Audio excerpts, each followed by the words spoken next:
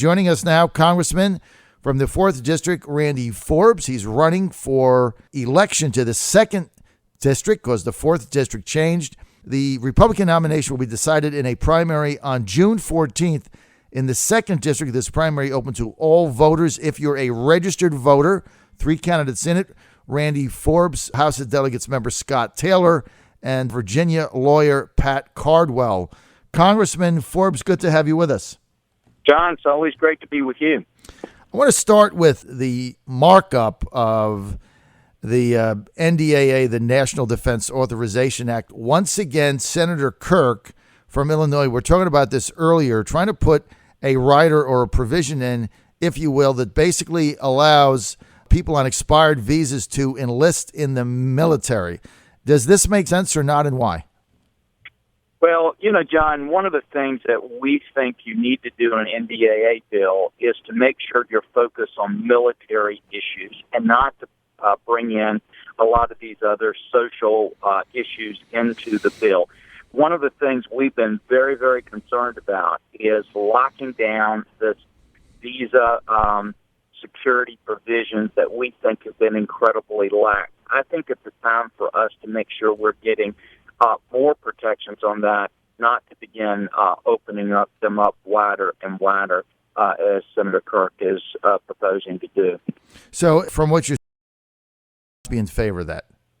Well, I haven't seen all the provisions in his bill right now, but my big concern right now is for us to make sure our focus on the NDAA, John, is on getting the resources we need to our guys fighting it, not to bring in a number of these other issues that could jeopardize the overall bill. I think it's disconcerting to everybody when these amendments start to come in because the bill is designed to fund the defense and the military. You get all these amendments coming in from one agenda or the other. Doesn't that muddy the waters? It muddies the waters incredibly, and this administration has done that. What it's done is to put far more on the social engineering than it has on creating lethality for our military. And that's the bottom line of what we want to do, is to make sure we're getting the resources to the men and women who are trying to keep us safe so that they can keep us safe, then they come home safe themselves. I've had several generals, several admirals tell me every time we muddy that up with something else, we have to realize we're taking away that increase in lethality that we want to make sure our military has the capability of having. And I've got a question that got texted in from Mike in Virginia Beach for Congressman Randy Forbes, who's with us. He says, can you explain how the Navy was reduced to 272 ships since you've been in Congress? How did that happen? Yeah, it's a good question. Well, first of all, you've had the administrations it's been 3 administrations. It's been, but long before I was in Congress, we had the beginning to the reduction of actually 40% of the Navy. If you remember, John, when Ronald Reagan was in there, you had a 600-ship Navy. The Navy began this decline down to 272 ships. When you're a member of Congress, you don't really get a whole lot of play in determining that till you become chairman of a committee. Fortunately now, in the last few years, I've become chairman of the Sea Power Committee, which oversees the Navy, the Marine Corps, and a big portion of the Air Force.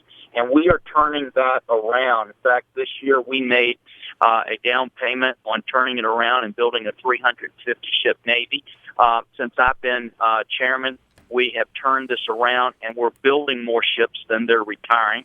When the president tried to take 1/12 of the fleet away, had I been just a ordinary member of Congress, I couldn't have stopped this. But as chairman, I was able to stop him from taking 1/12 of that fleet out. We stopped him from taking a carrier air wing out. When he wanted to take our cruisers out, as chairman of the committee, I could stop that. But when I was in Congress earlier, it's very, very difficult for just an individual member of Congress to have the kind of input that we can now have as chairman to turn this around. That's why we're excited, John, that we're going to be able to use that chairmanship to rebuild the United States Navy. And where else better to build it than right here at the home of the greatest naval in the world?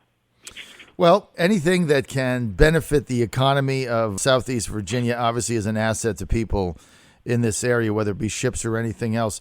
I want to get to... Well, John, remember, though, it's not just the benefit to our area. I believe very strongly Hampton Roads needs the national defense of the country, but the national defense of the country needs Hampton Roads. We're a vitally important part, not just our economy. It's about whether or not we're going to have the resources necessary to defend this country. When you look at the fact that only 1 out of 4 of the Navy's fighter planes are ready for combat, we've got to turn that around. Does it help us in the economy to make sure we've got Oceana strong and viable? You bet. But equally important, it is vitally important to the national defense of this country. When we build those ships, John, it's important for us around here. But remember, if we don't have enough ships, we're putting more and more deployment on all of our men and women who are serving in the Navy, where they're adding another month, 2 months, 3 months to their deployment. That's a big deal difference that we can turn around if we have the right number of ships and resources for them so they don't have to do these extended deployments too. Now, Congressman, some of your critics have been emailing me and letting me know, and they've said this is one of your biggest criticisms is, okay, that all sounds good now, but you've been there for all this time. How come you're just acting on this now? Yeah, well, first of all, you don't find any of those critics who's actually been in the Navy a long time, and it's not a bulk of those people. So let me tell you who's not in that category. Obviously, my opponent is, because he's going to trash anybody. He's trashing SEAL team commanders right now because they're coming out and supporting us. But let me tell you who's not in that category, John, who I would say are the best experts. 7 former secretaries of the Navy say that I am the guy to rebuild the United States Navy. That includes John Lehman, who built Ronald Reagan's Navy. 50 of the top military officers who not only ended these fleets around their area now, they all say Randy Forbes is the only guy that can build this, and he's in the position to do it right now. Every single ship repair and shipbuilding facility in here, look at their executive officers. They've all come out and endorsed or supported me, saying he's vitally important to building the United States Navy and where we need to go and for this region. You've got 140 of the top CEOs in this area and employers and business people in this area who recognize that and how important it is. So if you have 1 or 2 people who are sitting there who don't understand maybe how the Navy works or how important it is for us to get those ships, they are certainly overwhelmed by this vast number of people around this whole area and the country who recognizes that this position that we hold now as chairman of the Sea Power Subcommittee is the opportunity we have to rebuild the United States Navy. We're not going to miss that opportunity.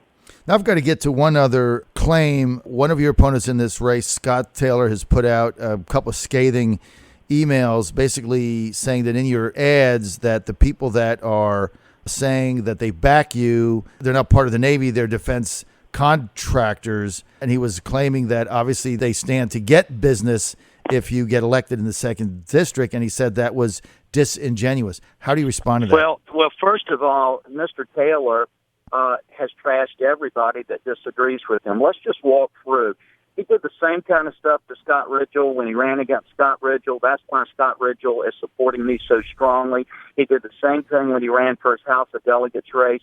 In this particular race already, he has trashed people who disagreed with him because he wouldn't do. Had other people who took different positions than him, and it's one thing to disagree with them, but then to trash them. But now to go after commanders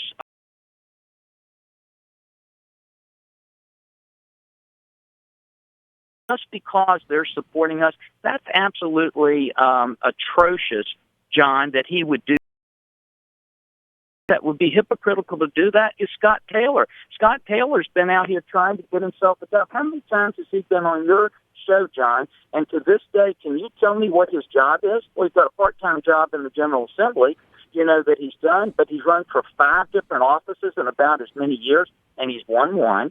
He has had a horrendous record in his business dealings and how they failed. But then to have the audacity to come out here and attack these other SEAL team commanders who have enormously qualified records and who have served their country well for decades, not for a few years, that's just something that I find offensive, that Mr. Taylor ought to apologize to these guys for doing that. Well, I tell you what, I'm going to have him on, and I'm going to ask him just that, what he actually does for a living. I think if you're running for Congress, that's a legitimate question. We'll look forward to his answer. Congressman Forbes, I want to get to women serving in combat.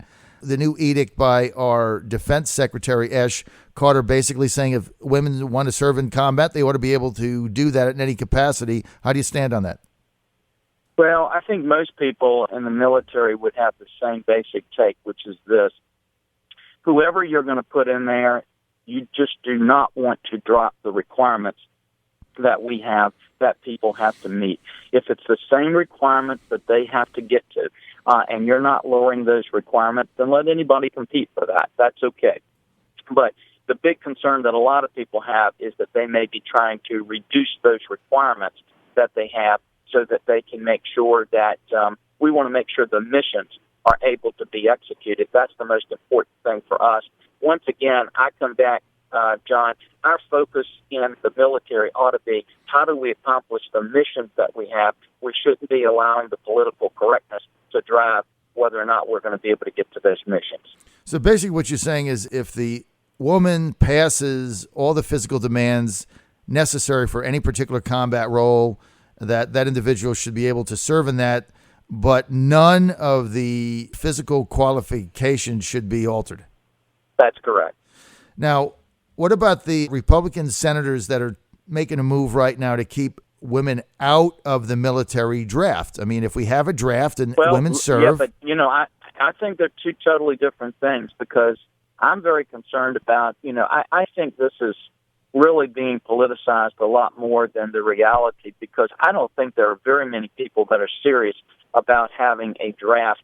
The reason for that, John, is because it's not a very efficient way for us to run the military. When we went to an all-voluntary Army, we knew there was an extra cost to doing that, but it's worked very, very well for us. Mm-hmm. The people that we get in there want to serve in there. They are doing the training. They're doing the expertise. And most of the people at the Pentagon are absolutely committed to saying we need to go and to make sure that we're functioning. I have not been one that has been a proponent of putting women in the draft, and I'm not going to support doing that myself. Congressman, let's get to another one of your colleagues in the Senate just this week, Jeff Sessions. He's the senior strategic defense advisor to presumptive nominee Donald Trump, has called for a safe zone in part of Syria for the refugees, and part of that would be committing U.S. troops for that. Does that make any sense? John, you and I have chatted before, and for the entire time the Obama administration has been in office, what we are trying to do is we're trying to deal with these issues in kind of a staccato basis.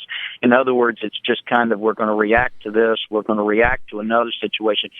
That's why we're not having the success we want to have. What we need for this administration to do is an overall strategy, because the problem is when you take one aspect of it, it can actually work against other aspects of your strategy. And where this administration has failed so miserably, John, it's not just one strategy or two strategies. There could be 3 or 4 strategies out there that would be workable and would give us success. But what we need is a holistic, complete strategy of how we're going to deal with this issue, then 2, how we're going to resource it, and then 3, how we're going to exit from it when it's completed. And so far, that's what's been missing. So I'm not saying that Jeff's suggestions may not be a part of an overall strategy. Mm-hmm. It's just so far this administration has not come forward with that overall strategy saying this is what we need to do that will work. This is how we resource it to get it done. Virginia Democrat Junior Senator Tim Kaine, who you work with, well, the other day put a public letter out to President Obama demanding that Obama follow up on his promise to get 10,000 Syrian refugees into the United States. They've only done 1,200. They're 8,800 short. And so he demanded that these 8,800 come in by July. Here's my question. What does bringing 8,800 Syrian refugees into the United States at $70,000 relocation cost each, what does that do for your potential constituents in the 2nd District? Well, John, I think it's what it does for residents all across Virginia. That cost factor is enormous for us to do, and it's a cost factor that has to come from somewhere. And where it's going to come from is other benefits and things that are being given to people who are currently here. But there's another bigger cost factor that we can't quantify, John, and it's this. We know from testimony that we simply cannot vet these individuals well coming into the United States. And the big worry that I have is when you get a statement that says, we want to bring them in, regardless of the risk, we want to short-circuit some of the vetting processes that already are weak processes to do. That concerns me because overall, John, the big thing that we have to worry about, in addition to the cost of bringing these individuals into the United States, is what is the cost to us should we bring the wrong people in, and should we have some sort of terrorist activity take place in Virginia or any other state across the country. That's why we've been pushing so strongly to get stronger on our visa security processes, not weaker. And I will tell you, some of these pressures to approve individuals coming in has led us to approving applications that aren't complete, approving applications where we don't have all the information that's in there. And between not doing the searches we need to do on databases and also social media to try to project what some of these individuals might want to do if they're allowed into the United States.